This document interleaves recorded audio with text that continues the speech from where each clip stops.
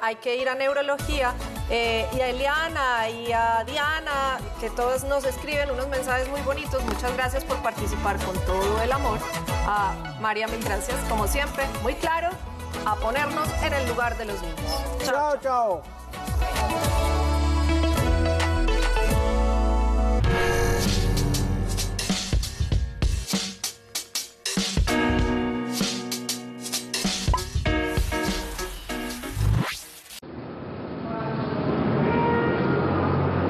Buenos días. Gana Cerca de Ti te da la bienvenida a nuestro sorteo La Antioqueñita, que te da más oportunidades para ganar. Y en presencia de las autoridades damos inicio al sorteo 3105 de hoy 21 de septiembre de 2021, autorizado por la Lotería de Medellín y auspiciado por Gana. La gran rifa antioqueña llegó a Gana. Acércate a tu punto de venta más cercano y por solo 10.000 pesos podrás llevarte la moto y el viaje de tus sueños. Además, una bicicleta eléctrica y bonos de compra. Y el número ganador es el 2, 7, 6, 4. Repito, el número ganador es el 2764. Felicitaciones para todos los ganadores. En Gana le apostamos a lo legal. Los esperamos en el próximo sorteo. ¡Feliz día!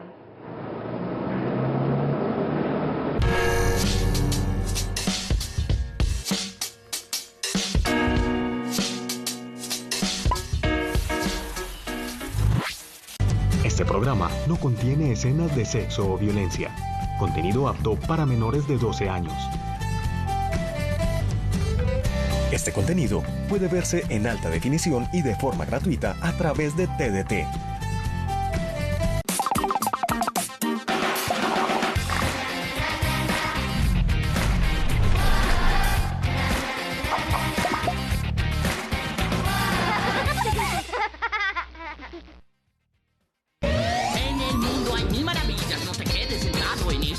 Mira por la ventanilla, es la ocasión. Aliméntame con tu información. Con Wikis, exprésate en mi red, porque en internet compartir es entender que esta red social la creamos todos, que hay distintas voces, diferentes modos. Entra ya a nuestra red. Es Wikis. Wikis. Hola amigos de Wikis, yo soy Salomé y esta semana está dedicada a las mascotas. Saluda, muñeca. Hola, hola. Yo soy muñeca y estoy hermosa.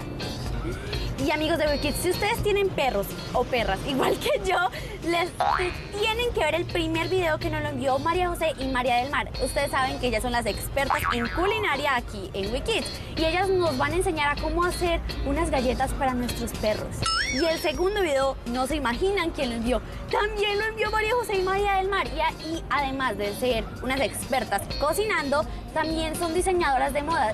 Y ellas nos van a enseñar cómo hacer cojines a nuestras mascotas y vestidos y accesorios. Están supremamente interesantes. Disfruten los videos. Semana de las mascotas en Wikis, porque esto es Wikis. Hola amigos de Wikis, yo soy María José y ella es mi hermana María del Mar. Hoy vamos a hacer una receta, no para nosotros, pero para nuestras mascotas.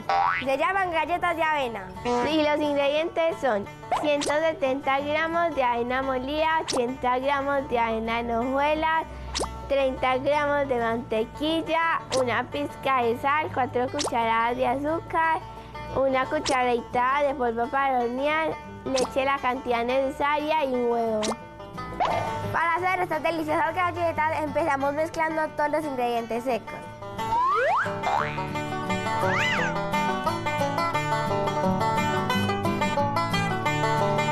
Estoy echando la pizca de sal, azúcar, ahora el polvo para hornear. Entonces ahora lo tenemos que revolver todo. Ahora echamos el huevo, la mantequilla, lo revolvemos con la mano. María, échame un tris de leche.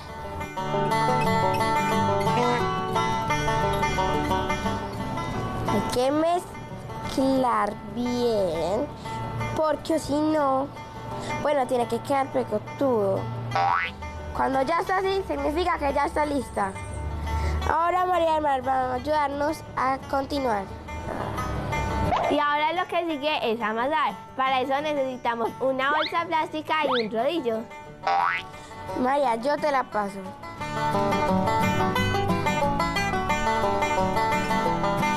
Ahora doblamos el plástico a la mitad y ya lo podemos empezar a amasar.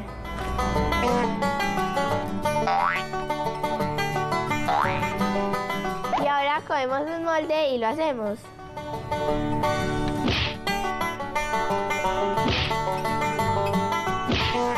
Otra manera es que si no tienen moldes, pueden hacer como una figurita de un huesito y con un cuchillo lo pueden moldear.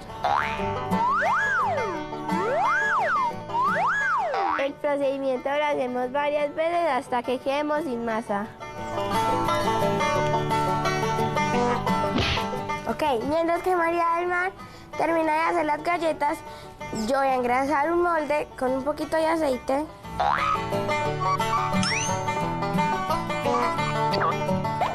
Ahora ponemos las galletas en el molde separadas. Cuando ya tenemos las galletas listas, las llevamos al horno a 250 grados de 10 a 15 minutos.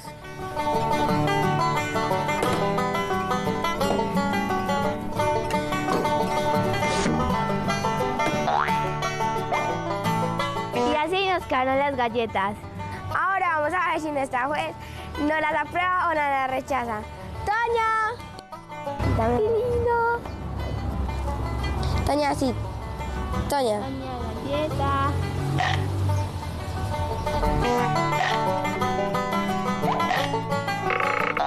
Al parecer le gustó. Como pueden ver, fue sencillo y lo podemos compartir. Si tu mascota es más pequeña, pues le hacen moldes más pequeños. Si tu mascota es más grande, pues se las hacen más grandes. ¡Chao, amigos de WeKids!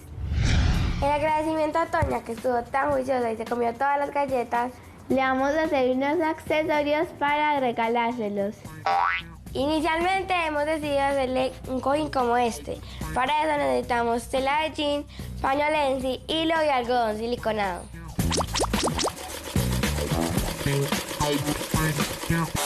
Buscamos un dibujo de las huellas y lo pasamos a un cartón, lo recortamos y así nos queda el molde. Para poder trabajar más cómodas, ahora nos vamos a sentar.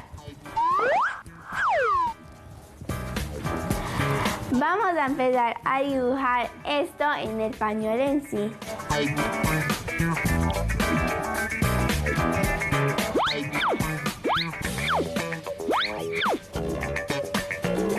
Ahora tenemos que dibujar 4 dedos por cada huellita. Yo ya adelante trabajo y así nos queda. Ahora lo tenemos que recortar.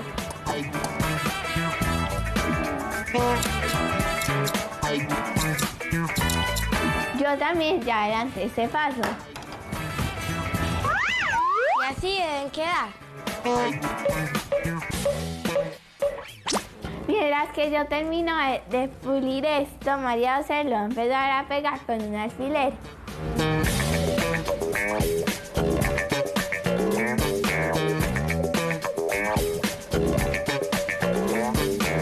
Y así queda.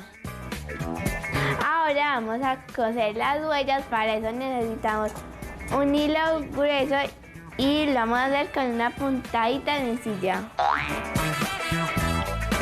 Según mi mamá, una puntada sencilla.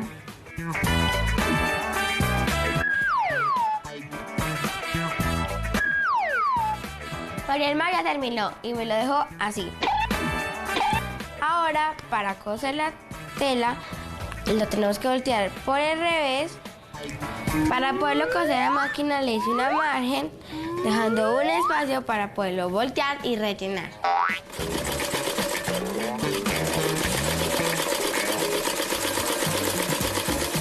Así me lo entrega María José y lo vamos a voltear para poderlo rellenar. Para voltear las puntas vamos a usar un lápiz porque normalmente quedan redondas. Ya que volteamos las puntas, lo vamos a rellenar.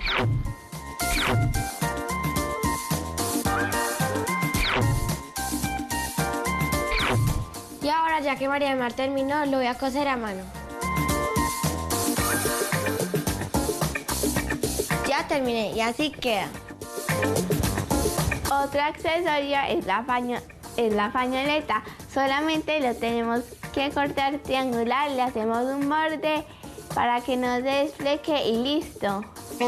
Otra forma para decorar, por ejemplo, estas cobijitas es hacer el mismo molde y pegarlo en la cobija.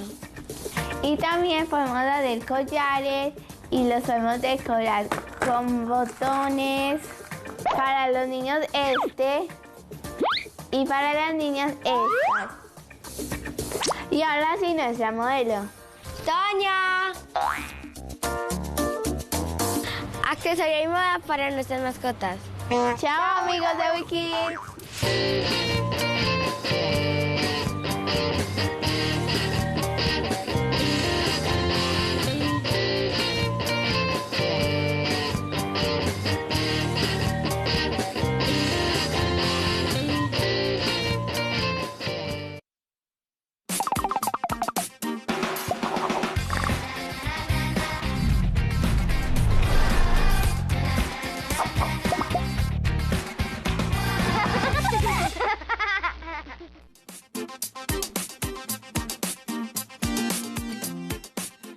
Buenos días, niños y niñas. Hoy nos despertamos muy contentos. Hasta el profe Gus está bailando acá para recibir nuestras clases. Hola, profe, ¿cómo estás? Bien, Alejandra, ¿y vos? Muy bien, veo que está muy contento hoy. Con toda la energía, claro, para nuestras 2 clases del día de hoy y comenzando la semana.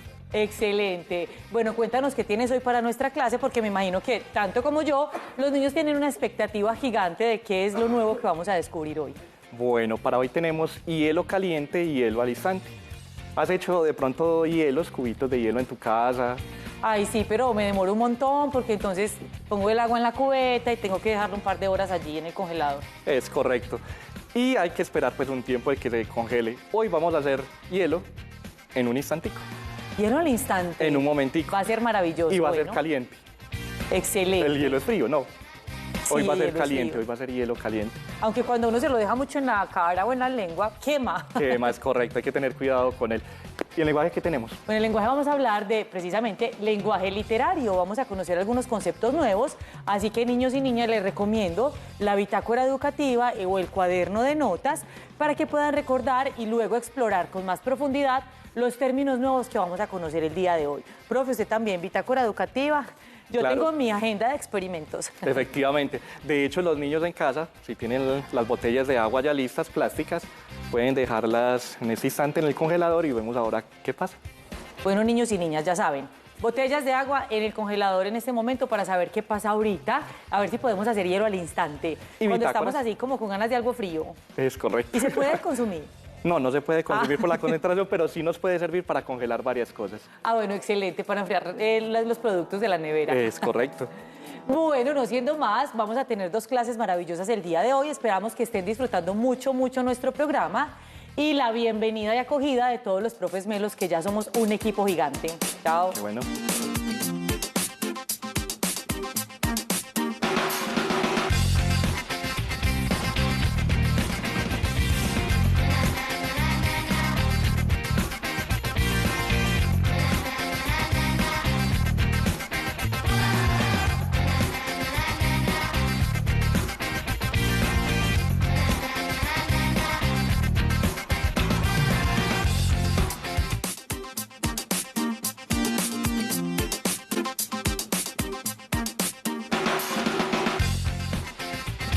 El día de hoy en lenguaje tenemos un tema del cual hemos sabido mucho, es decir, lo hemos profundizado, pero a partir de las lecturas que hemos realizado, de la literatura infantil y juvenil que hemos abordado. Hoy quiero enfatizar específicamente en qué es eso del lenguaje literario. ¿Será que existe un lenguaje que no es literario? ¿O será que hay textos que no son literarios? ¿Ustedes qué dicen? ¿O todos los textos son literarios? Bueno, vamos a ver. La meta para el día de hoy es reconocer las cualidades del lenguaje literario y los recursos de los que se vale para comunicar ideas de forma artística y estética. Miren que desde la meta, que no es muy ambiciosa, yo creo que esta meta la podemos cumplir con esta clase, empezamos a tener algunos conceptos muy claros. Cualidades del lenguaje literario. Este se vale de unos recursos que vamos a conocer el día de hoy y este lenguaje busca comunicar ideas de forma artística y estética. Es decir, que siempre que hablamos no estamos pensando en comunicar, embellecer las palabras o decirlas de otra manera. A veces simplemente hablamos lo que es y utilizamos las palabras exactas, precisas, que describen, que informan, pero en el lenguaje literario al parecer hay un plus distinto, hay algo diferente, que hoy lo vamos a aprender. Los textos literarios tienen algunas funciones o características. Por ejemplo, tienen una función poética, porque cuando leemos un texto literario, resulta que sentimos placer, sentimos como goce y disfrute con esas lecturas, porque hay un lenguaje bonito, porque se presentan cosas tal vez como no las habíamos pensado nunca. Es decir, una estrella aparece como un faro luminoso en el aire. Y, en fin, los autores utilizan muchas figuras para mostrarnos de forma muy bonita eso que piensan. Crear belleza mediante la palabra. No es lo mismo leer una fórmula médica cuando salimos del médico que dice tomar 2 ibuprofeno, bla, bla, bla, bla, bla. Bueno, esa receta, esa fórmula médica que nos envían a leer un texto literario, un poema, un cuento, una fábula. Uno y otro tienen propósitos distintos. Con uno me voy a la farmacia a comprar los medicamentos y con el otro pues me acuesto a disfrutar de la lectura. Tienen un lenguaje especial y transmiten en algunas ocasiones, no siempre, enseñanzas. Cuando por ejemplo leemos fábula, la fábula sí tiene el propósito de transmitir, tiene moralejas casi siempre, pero algunos otros textos también nos dejan como con una noción de pensarnos la condición humana, es decir, ¿será que yo quiero ser como este ser humano que me presenta esta novela, esta obra? Por ejemplo, estábamos revisando hace días Pinocho, ¿en qué me quiero parecer, en qué no? ¿Qué cosas me hace pensar Pinocho de mi propia vida? Y otros personajes que conocemos, Alicia en el País de las Maravillas, El Sombrerero, entre otros. El lenguaje literario, ¿de qué se trata? ¿A qué le suena el lenguaje literario? Se trata de no decir algo directamente, sino expresarlo de otra forma. No decir, se puso la camisa y el pantalón y salió a la calle, sino poder decir, y se detuvo un momento frente a la puerta, utilizó las prendas que habían sido colgadas de manera minuciosa y almidonadas, es decir, cómo embellecer y enriquecer eso que le decimos a otros o que escribimos. También se trata de jugar con las palabras. ¿Qué tal si yo pongo, por ejemplo, pienso en la palabra mar? ¿Qué se les viene a ustedes a la cabeza cuando yo les digo esa palabra, mar? Entonces yo no la voy a definir como una porción de agua que hace parte del planeta Tierra, porque es muy técnico, es como un lenguaje muy científico, sino que si la quiero poner en lenguajes bonitos, pues tengo que encontrar elementos y recursos poéticos diferentes. Se destaca por la expresión personal del autor o la autora. ¿Cómo así? Es decir, el lenguaje literario expresa un poco de quien escribe, es subjetivo. Yo, por ejemplo, podría escribir lo que pienso, la percepción que tengo de algunos elementos de la vida, de algunas actividades, de algunas personas, creo un personaje, me lo invento, así que también es un lenguaje que a veces es ficcional y juega con la realidad, juega con los límites entre eso, la realidad y la ficción. A veces cuando leemos obras, uno dice, ay, esto, por ejemplo, Ray Bradbury, que ya lo hemos trabajado en nuestras clases de lenguaje, que él escribe sobre Marte, sobre los planetas, y que tiene un libro que se llama Fahrenheit 451, él ahí, uno dice, es que esto se parece como a la vida real, a lo que estamos viviendo hoy en el mundo, pero es un libro que es totalmente ficcional, porque son bomberos de otra época que queman libros, en fin, tiene otra historia que nos hace creer que es verdad por la verosimilitud con la que se escribe, pero que no es real. Los textos literarios tienen un propósito artístico o estético y buscan transmitir, enseñar o hacer reflexionar. Y yo diría también permitirnos el disfrute, el placer, la magia de las palabras. Por eso hay personas que aman tanto la lectura, porque es como conectarse con otros mundos, es conocer otras formas de pensar la vida, de pensar a las personas, y es como ponerse imágenes en la cabeza y, bueno, como explorar otros mundos, ¿cierto? Abrir otras puertas que tal vez son impensables para nosotros.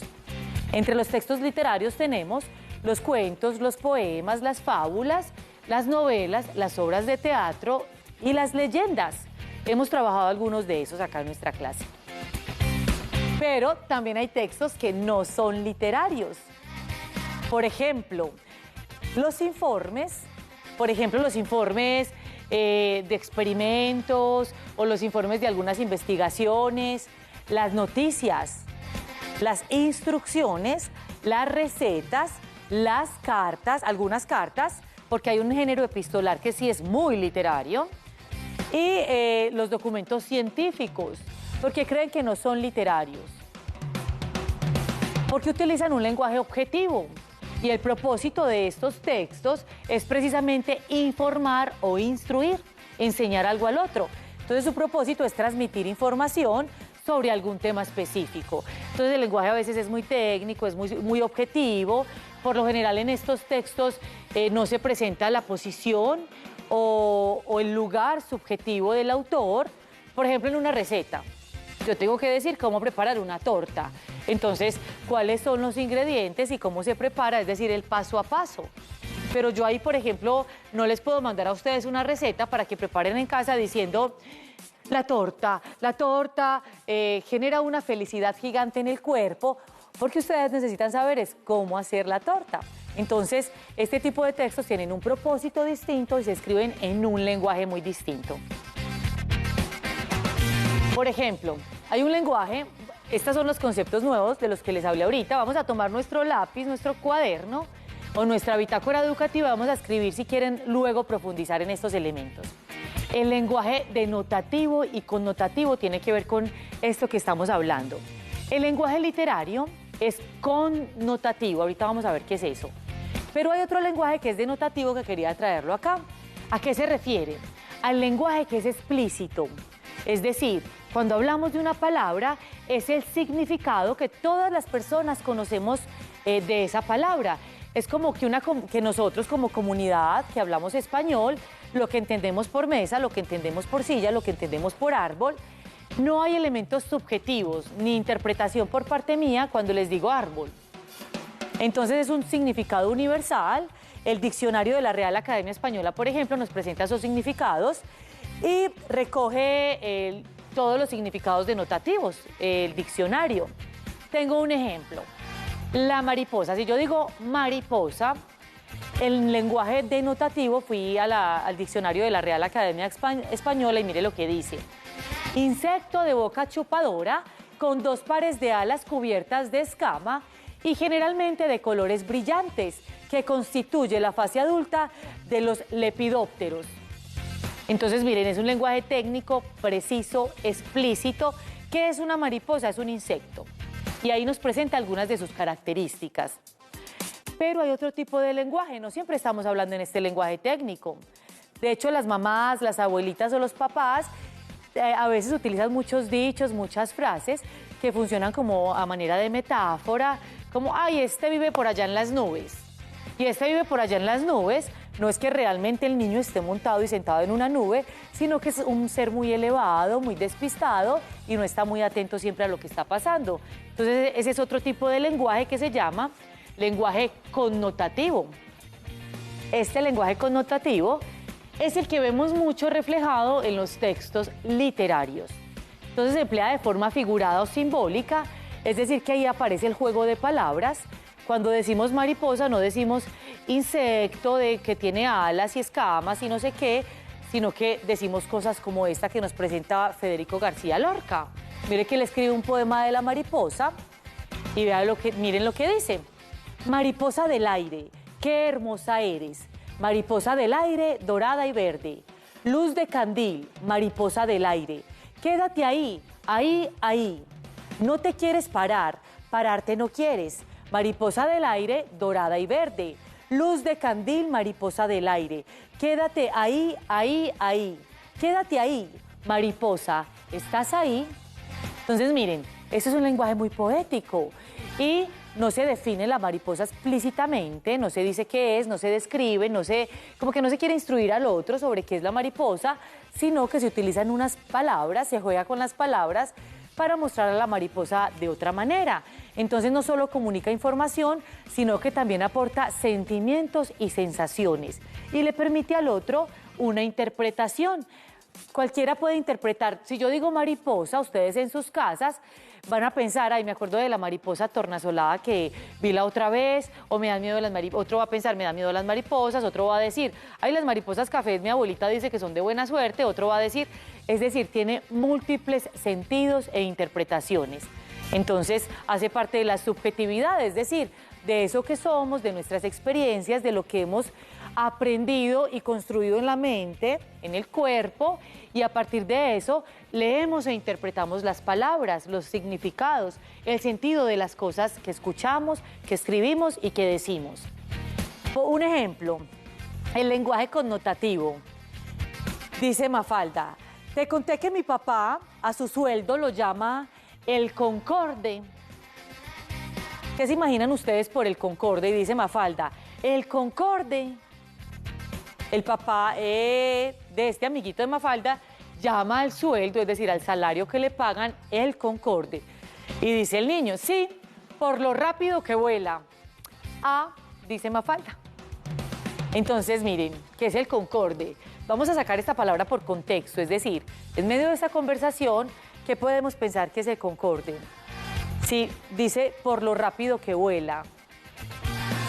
Es un avión que estuvo en funcionamiento muchísimo tiempo, hace muchos años. Entonces, miren, hacen un símil, el salario con el concorde, porque lo que nos quiere decir esta viñeta de la historieta es precisamente que el salario del papá se va muy rápido, se gasta muy, muy rápido, tan rápido como vuela este avión. Hay un lenguaje connotativo, por ejemplo, en estas frases. Nació en cuna de oro. Me gustaría que allá en casita o en la escuela pensaran a qué se refieren estas frases. ¿A qué se refiere cuando uno dice, es que ese niño nació en cuna de oro? O, ¿me le vas a echar un ojo, por favor, a la sopa? ¿Será que uno va y le echa el ojo de verdad a la sopa? Está más loca que una cabra. O a José le hace falta una tuerca. Entonces, miren, es un lenguaje connotativo. Este lenguaje no es explícito, es decir, no estamos diciendo realmente que le eches un ojo a la sopa, sino que utilizamos otras palabras para expresar algo. En este caso, para expresar, ponle cuidado a la sopa para que no se queme, por favor, está atenta a la sopa mientras yo hago otra cosa. Entonces, miren que estas palabras, estas frases no son literales, no expresan literalmente lo que dicen. Este ejemplo, más vale pájaro en mano que 100 volando. Eso no quiere decir que cojamos un pájaro en nuestra mano, porque es mejor tener un pájaro que 100 volando. No, lo que quiere decir es que es mejor tener algo seguro y no estar por ahí mirando opciones que no tenemos claras, que son inseguras, que tal vez puedan darse o no. Entonces, a eso se refiere esa frase, no se refiere literalmente a que tengamos un pájaro en la mano.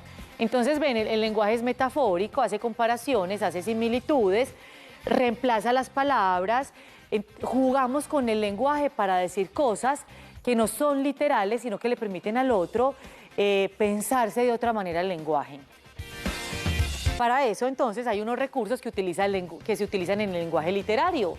Aparecen demasiado en la literatura, lo vemos todo el tiempo. Está el símil o la comparación, que relaciona dos elementos que poseen cierta semejanza. Tus ojos son como dos luceros. Bueno, ese está muy anticuado, ese está muy viejito. Vamos a pensar en otro. Tu corazón parece una fresa. Es como una fresa, más bien como el símil y la comparación. Porque hay una palabra ahí, es como. Vamos a ver un ejemplo de eso. Era fría como un témpano.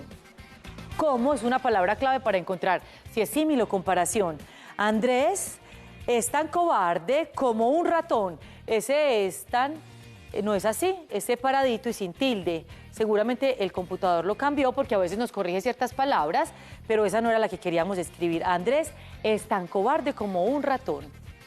También aparece otro elemento que aparece muchísimo en las fábulas, todo el tiempo. De hecho, una fábula se caracteriza por la personificación y tiene que ver con esto. Se le atribuyen cualidades o acciones propias de seres humanos o de seres animados a seres inanimados. Entonces vamos a ver el ejemplo.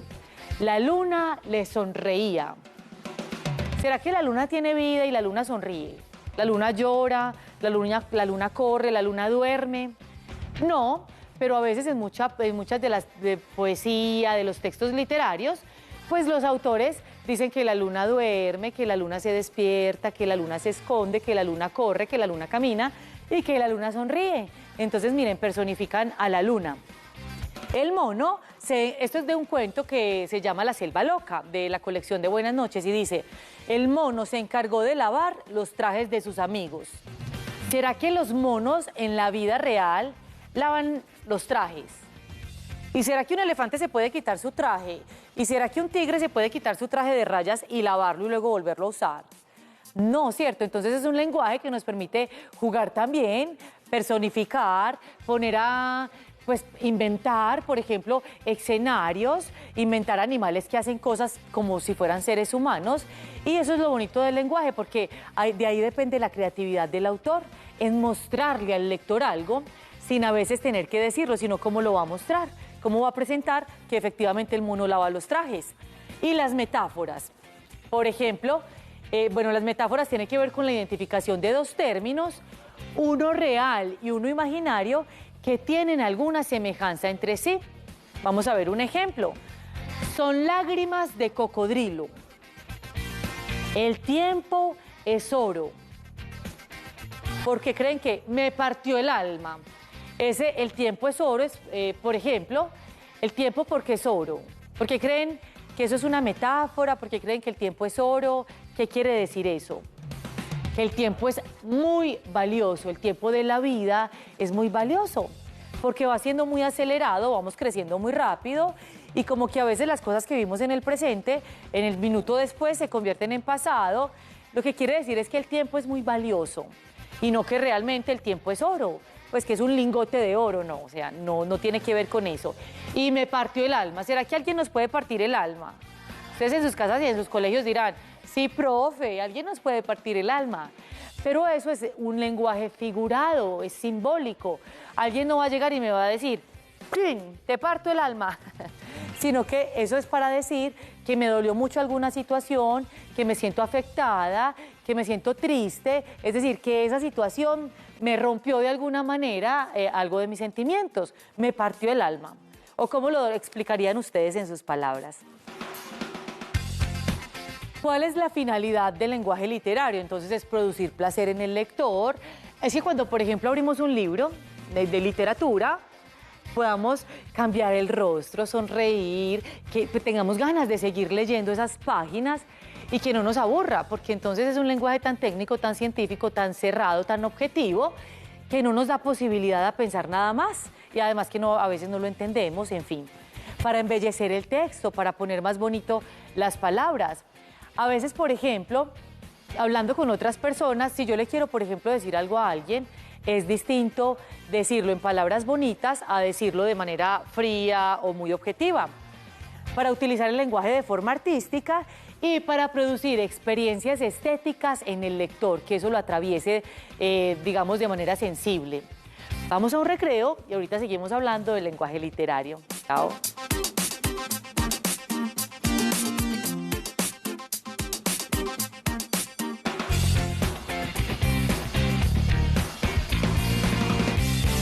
¡Hey, niños melos y niñas melas! Los más literarios de todos. El lenguaje literario tiene aires de poesía, caminando por las gradas de la mente tuya y mía. El lenguaje literario no es lenguaje literal, por el contrario soporta un esquema argumental. El lenguaje literario tiene un condicionamiento, unas cuestiones de forma con diversos elementos, el uso gramatical, el sujeto, el escenario, porque no todo es lenguaje y no todo es literario.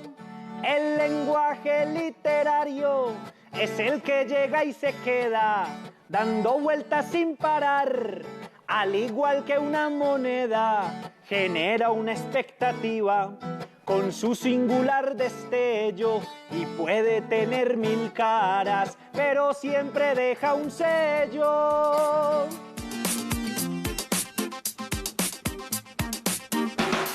Tenemos una llamada de un amiguito Melo, nos llama Matthew de Itagüí. Hola.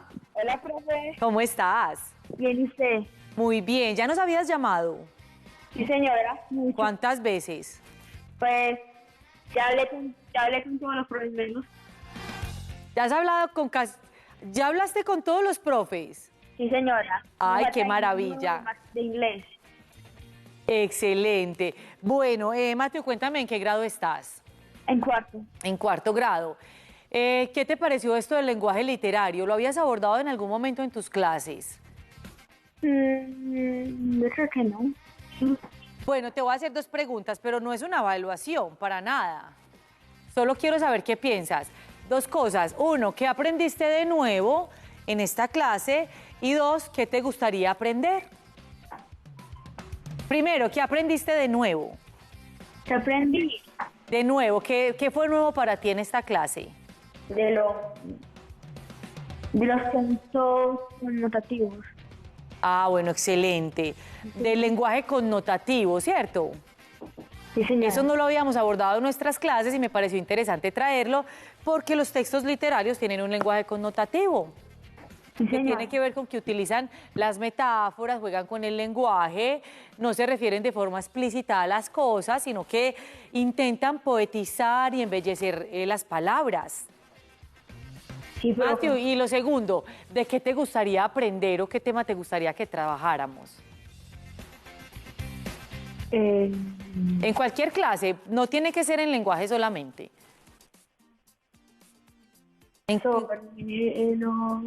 Un tema que te apasione a ti así bastante que tú digas, no, este tema me encantaría. La oratoria. ¿Cuál? La oratoria. No te entiendo. La oratoria. Ah, bueno, excelente. Vamos a pensar a ver si lo integramos en una de nuestras clases. Excelente. Matthew, mira, te recomiendo este libro, La casa de la abuela. En este libro podemos encontrar un lenguaje literario, porque es de unos niños. Bueno, Fanny Buitrago es una gran escritora y trabajó mucho la literatura infantil y juvenil. Y bueno, es un libro cortico que se lee fácil. Y ahorita te voy a compartir un parrafito, ¿te parece? Sí, señora. ¿Quieres dejar un saludito? Sí, señora. Dale. A mi profesora Lía Zapata Giraldo, a todos mis compañeros, a mi familia y a todos los profesores. Besos para ti, Matthew, para tu familia y para la profe Lida también. Chao. Bueno, chao. Bueno, les voy a compartir un pedacito. Este libro me gustó mucho porque tiene unas ilustraciones muy hermosas. Vamos a ver si les puedo mostrar una que esté muy grande. Tiene unas ilustraciones bellísimas, pero además, obviamente, tiene lenguaje literario. Entonces, es de unos niños que se van de visita a la casa de su abuelo Tomás. Y ustedes saben que cuando uno se reúne con los primitos, con los hermanitos y todos están juntos, pues ocurren un montón de cosas, se hacen un montón de travesuras y aprende uno mucho de todas las tradiciones y creencias que tiene la familia. Pues este libro tiene que ver con eso, ¿cierto? Con cómo es el abuelito, con cómo es la tía, describe a unas tías hermosas, a los papás y bueno, pasan cosas muy locas también. Y resulta que este es un capítulo que se llama El Día del Colibrí y dice: más tarde, Falsi, Elsie y Luisito aprenderían, que son los 3 niños, aprenderían que el pueblo del abuelo cumplía todos los años 12 meses. Tenía días de sol y lluvia, noches de luna llena y estrellas quietas y estrellas fugaces, semanas de nísperos, avispas, colibríes y mangos de azúcar, tiempo de golondrinas, angelitos, tristeza y carnavales. Eso es lenguaje literario. Nos llama Nicolás de Niquía, vamos a ver qué piensa. Nicola. Hola. ¿Cómo estás? Bien. ¿Cuántos años tienes? 8. 8 años. ¿Y tienes hermanitos? No. ¿Eres hijo único? Sí. ¿Tienes primitos? Sí. Ay, bueno, y cuando se reúne la familia, estás con tus primitos, ¿qué cosas hacen? Cuando yo me reúno con una prima mía que vive muy cerca de mí, Nosotros, nadie nos para. Ay, no, ya me imagino la locura entonces. Juegan demasiado. Sí.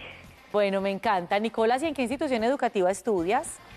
En la institución educativa Fe y Alegría Nueva Generación. Ay, excelente. Bueno, Nico, dime una cosa que te quedó hoy en la mente de nuestra clase. ¿Qué aprendiste nuevo, que te quedó como sonando? Pues lo que aprendí nuevo fue la literatura connotativa. Muy bien, el lenguaje connotativo. ¿Y en tus palabras podrías decirnos qué es? Pues, según lo que escuché, es como decir, como el ejemplo que usted puso ahorita sobre la mariposa.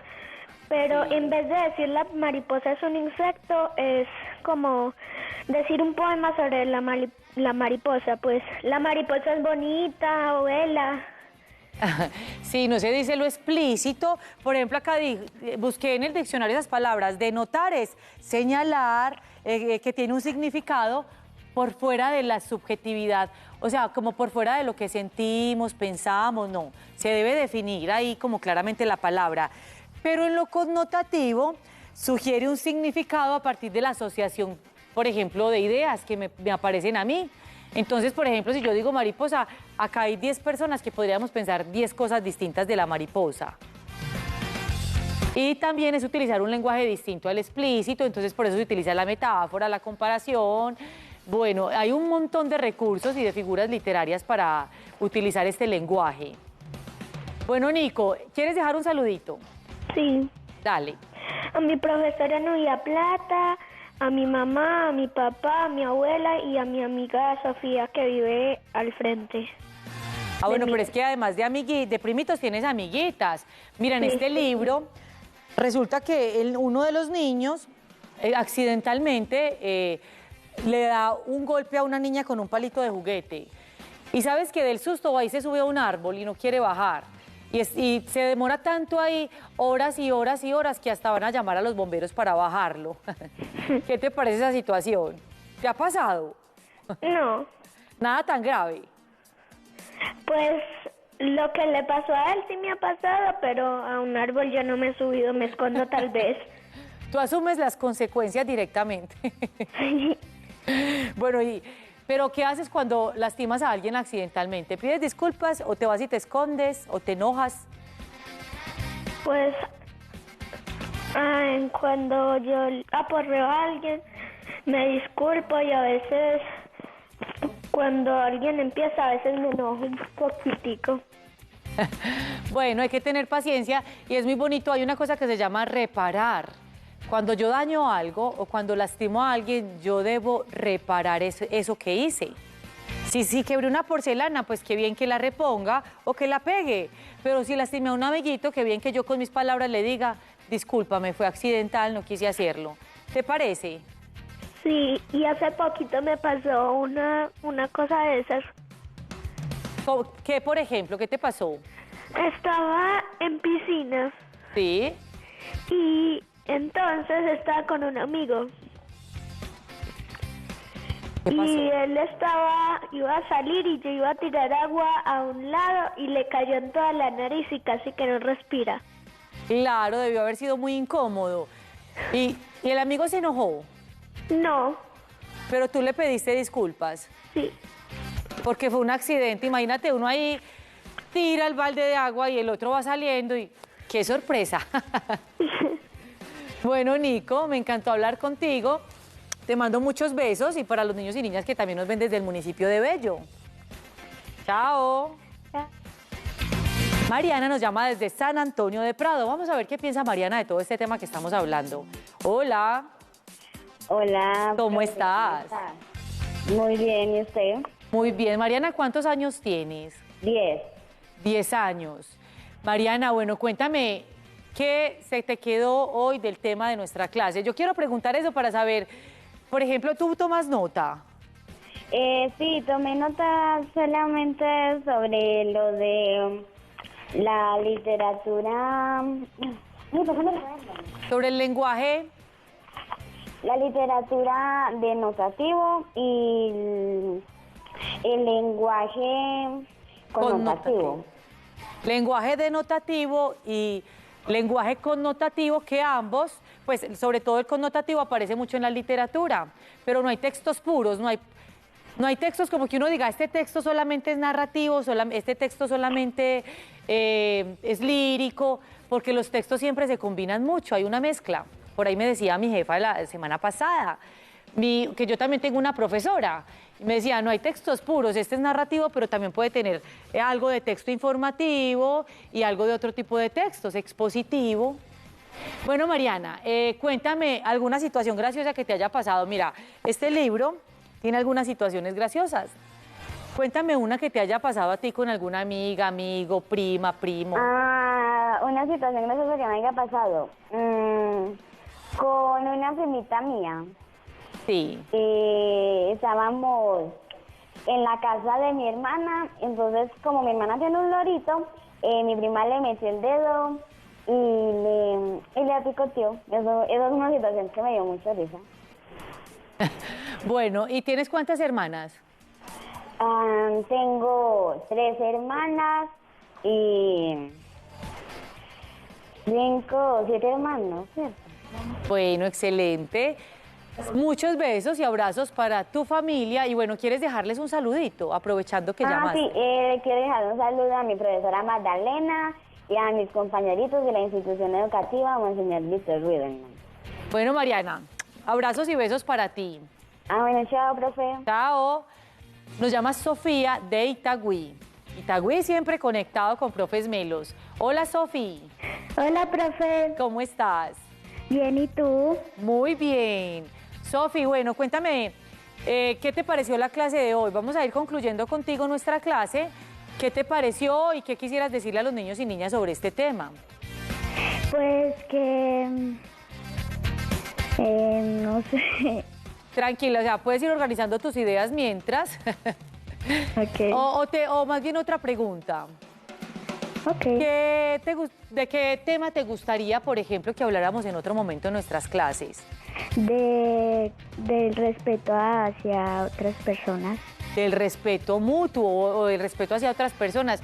Muy interesante, pero además necesario en nuestra sociedad para relacionarnos de manera bonita con los demás y de manera respetuosa. Sí, señora. Bueno, ¿quieres dejar un saludito? Sí, señora. Le quiero dejar un saludito a toda mi institución educativa Antonio José de Sucre, a mi profe Lida y a todas mis amiguitas. Bueno, un besito para ti y nos vemos en otra ocasión en una nueva clase de lenguaje. Bueno. Bueno, profe. Chao. Bueno, cierro recomendándoles un libro de Antonio García Teijeiro que se llama Dijo el ratón a la luna. Y son unos textos cortos donde hay poesía, hay unos cuentos muy cortos. Es muy bueno, es un libro muy bueno donde pueden repasar un poco del lenguaje connotativo. Me encantó estar con ustedes, espero que hayan disfrutado de nuestra clase y nos vemos en otra ocasión. Chao.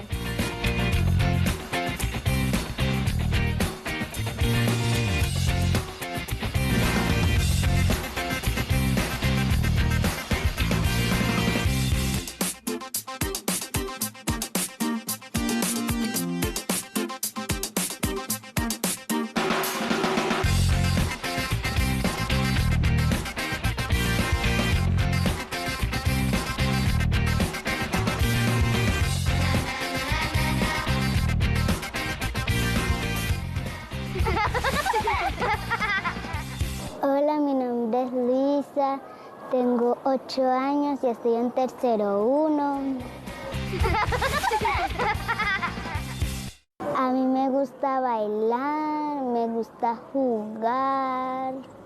Yo practico por las cometas y me gusta jugar mucho a chicha escondite y también me gusta patinar.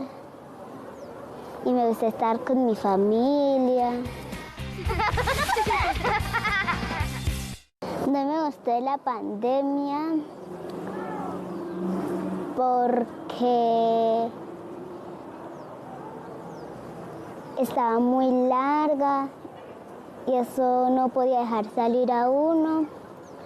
Lo que me gustó de la pandemia fue usar el tapabocas, lavarnos las manos, mantener la distancia.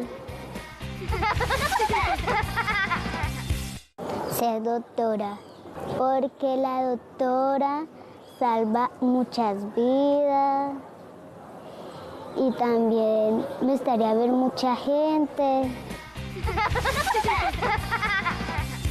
Lo mejor de estudiar aquí es jugar con mis compañeros, estar con la profesora, estudiar. Chao, profe Melos.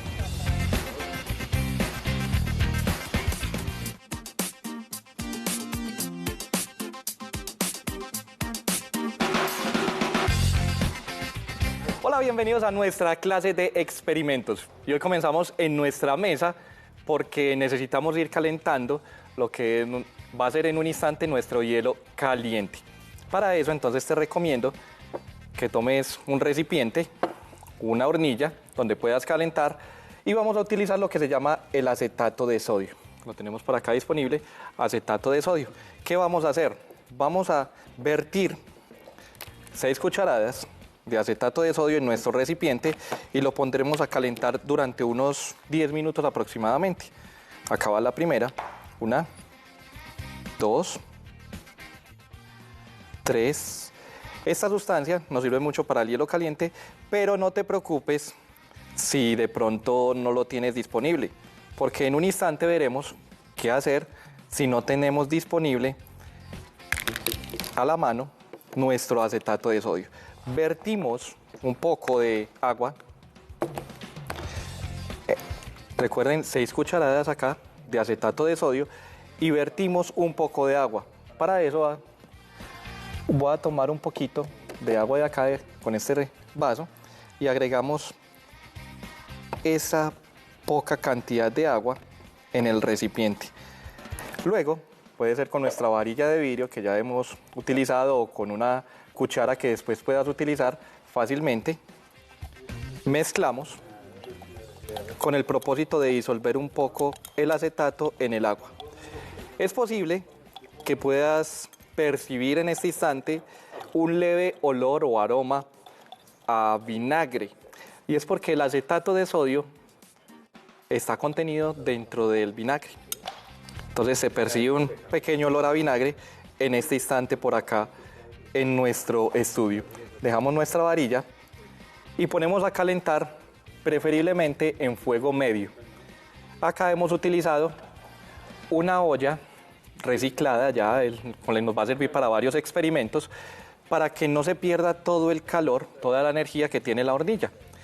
Vamos a dejarlo calentar, ahí ya está un poco disuelto, pero vamos a dejar que se funda un poco más y se disuelva un poco más durante unos de 7 a 10 minutos aproximadamente. Conectamos nuestra hornilla, esta la podemos conectar acá y pasamos en un instante a nuestra presentación. Dejamos en fuego medio por acá mientras vamos hablando sobre nuestro tema del día de hoy. Mezclamos un poco más mientras se nos calienta y regresamos a nuestra presentación.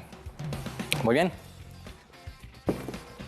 Hoy hablaremos sobre hielo caliente, hielo al instante. ¿Qué es eso? Para eso entonces vamos a explorar nuestras metas y lo primero que haremos es identificar los diversos cambios de fase en la materia. Hay diversos cambios de fase dependiendo de lo que llamamos cada una de las fases. Algunas veces se les llama estados y a eso se le llama cambios de estados. Vamos a experimentar con ellos y el día de hoy lo haremos principalmente con la congelación. Este señor, Carl Paul Godefroy, es un señor que nació en Austria en 1842 y estuvo acompañándonos hasta 1934. Fue un científico, ingeniero y empresario que empezó a experimentar con sistemas de refrigeración, es decir, había muchas cosas calientes y se necesitaba la refrigeración. ¿En qué se necesita la refrigeración? En los alimentos, por ejemplo. No es bueno que los alimentos maduren tan rápido, entonces lo que hacemos es refrigerarlos, llevarlos a una nevera, a un congelador cuando queremos un helado de esos alimentos, o simplemente queremos congelarlos y mantenerlos por mucho más tiempo, y eso permite que no se nos dañen. Pero también hay otras cosas que se congelan. Te dejo para que puedas explorar en la red, en internet, de pronto en los libros, qué otras cosas necesitan congelarse. Después de eso, él montó una empresa, creó una empresa que se llamaba Lean Group, y esa empresa empezó a trabajar con sus conocimientos. Pero acá viene lo más interesante. En 1874 fabricó un refrigerador que contenía éter, que es un compuesto químico, y le funcionó. Luego, en 1876, hizo otro, pero de amoníaco. Como no funcionaba muy bien, como había cosas que mejorar, que seguir utilizando, en 1895 lo que hizo fue generar una planta a gran escala de aire líquido. Y en 1901 desarrolló un método para convertir gases a nivel industrial. Es decir, durante alrededor de unos 26, 27 años, este señor estuvo experimentando. Muchas veces le funcionó, otras veces no funcionó, pero logró por fin que su aparato se pudiera crear y se pudiera utilizar. Finalmente, en 1913, fue ganador del Premio Nobel de Física. Esto con el propósito de comentar que en la experimentación, al igual que en la ciencia, no siempre vas a encontrar resultados adecuados. Insistimos, no funcionó. Bueno, ya sabes una manera de cómo no funciona. Lo vuelves a intentar, no funcionó. Ya sabes dos maneras de cómo no funciona. Y así sucesivamente hasta que después de reunir todo ese conocimiento escrito en una bitácora, sabiendo qué agregar, qué no agregar, crean finalmente lo que se necesita, los aparatos que se necesitan. ¿Qué son los cambios de fase? Que algunas veces se llaman cambios de estado. Esos cambios de estado son las variaciones que tiene un sistema debido a la configuración que tiene. Y principalmente hoy hablaremos sobre el tema de la temperatura, algo caliente, algo frío. A la izquierda, en la imagen de la izquierda, aparecen unos hielos que nosotros sabemos por experiencia que están muy, muy fríos. Pero también puede haber agua y también puede estar fría. Y también puede haber vapor o gas y está muy, muy fría. Ahora bien, ¿qué podemos hacer con estos estados de la materia? Podemos pasar de uno a otro muy fácilmente dependiendo o agregando, dependiendo de cuánta energía le podamos agregar. Me explico. Si tienes hielos, los calientas, agregas energía que llamamos, y muchas veces le llamamos calor, y ese sistema, esos hielos, se convierten en agua líquida. Luego, ¿qué? Si los calientan más, se vuelve vapor y se vuelve un gas. Eso para indicar que podemos agregarle energía a un sistema y va pasando de un estado a otro al aumentar la temperatura. ¿Y qué pasa si se la disminuimos? Iniciamos desde acá, desde los gases, disminuimos la temperatura, es decir, lo que llamamos enfriar, y obtenemos agua líquida. Para luego, si seguimos enfriando, seguimos extrayendo energía térmica del sistema, lo que haremos es conseguir hielo. Pero no es la única manera de conseguir hielo. Hay otras formas, como la que experimentaremos el día de hoy. Ahora bien, ¿cómo se llama ese proceso entre sólido y líquido? De sólido a líquido, recordemos, se llama fusión, se fusiona, lo que llamamos nosotros comúnmente se derrite. Y de líquido a sólido se llama congelación. Hoy trabajaremos con la congelación y veremos qué ocurre con ella. Muy bien, pero ¿cómo obtener hielo al instante? De varias maneras. Una de ellas es la siguiente. Se puede tomar el agua en las botellas y esa agua en las botellas lo que va a tener es agua en fase líquida. Si la metes al congelador, uno puede darse cuenta que esa botella comienza a volverse sólida en ciertos lugares. Pero hay ocasiones en las que metiéndola aún en el congelador, ella puede continuar siendo líquida a pesar de su temperatura. Decimos entonces que está a 0 grados o se congela a 0 grados a nivel del mar, pero incluso hay posibilidad de bajarle un poquito más la temperatura y dejarla líquida. De tal manera que cuando le damos un golpe, ella instantáneamente se congela. Para eso hay que tener el sistema ya previamente organizado, previamente preparado, porque dura alrededor de unas 6 horas aproximadamente. En un instante vamos a observar un video de cómo ocurre este tipo